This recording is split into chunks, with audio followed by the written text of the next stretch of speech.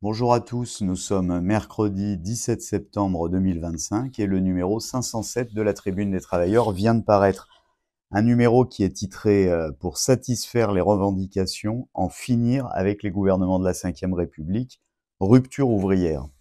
Parce que dans ce numéro, bien entendu, nous revenons sur la nomination de Lecornu comme Premier ministre et nous faisons son portrait, un homme réactionnaire qui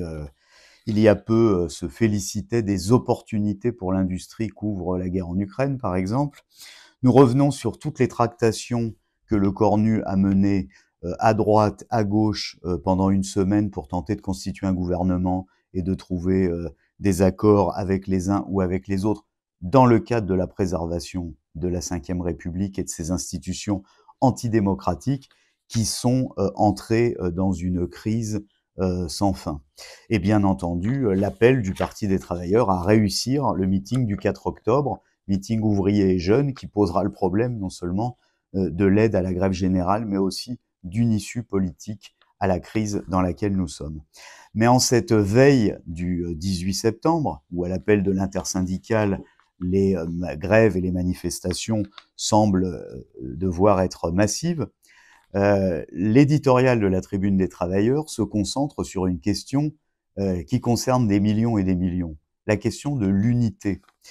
L'unité parce que les travailleurs le savent, c'est par l'unité qu'il sera possible de faire échec au plan de 44 milliards de pillage de la sécurité sociale et des services publics que, après Bayrou, Lecornu a bien l'intention de nous imposer, quitte à trouver un deal avec le Parti socialiste. L'unité indispensable des travailleurs et de leurs organisations au moment où une partie de la droite s'acoquine avec l'extrême droite dans les pires manœuvres pour diviser les travailleurs entre Français et immigrés, etc. L'unité des travailleurs avec et leurs organisations, au moment où à gauche, ce qui domine, c'est plutôt la division. Bien que, comme le rappelle l'éditorial,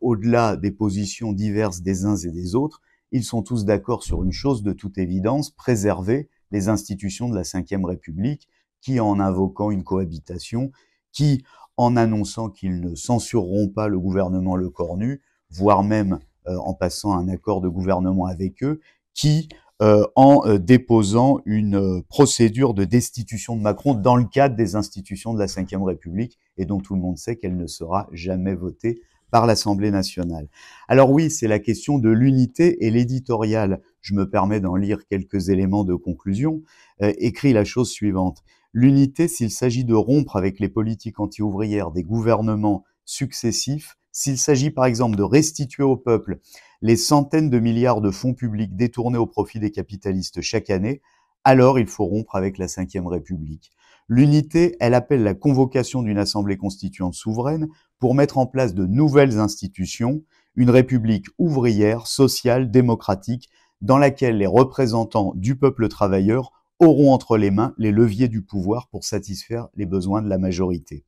Au-delà du nécessaire départ de Macron, la grève générale posera la question du pouvoir, donc des institutions. Quiconque veut défendre les intérêts du peuple travailleur ne doit pas craindre d'appeler à abattre le carcan des institutions de la Ve République qui, depuis 67 ans, étouffe la démocratie.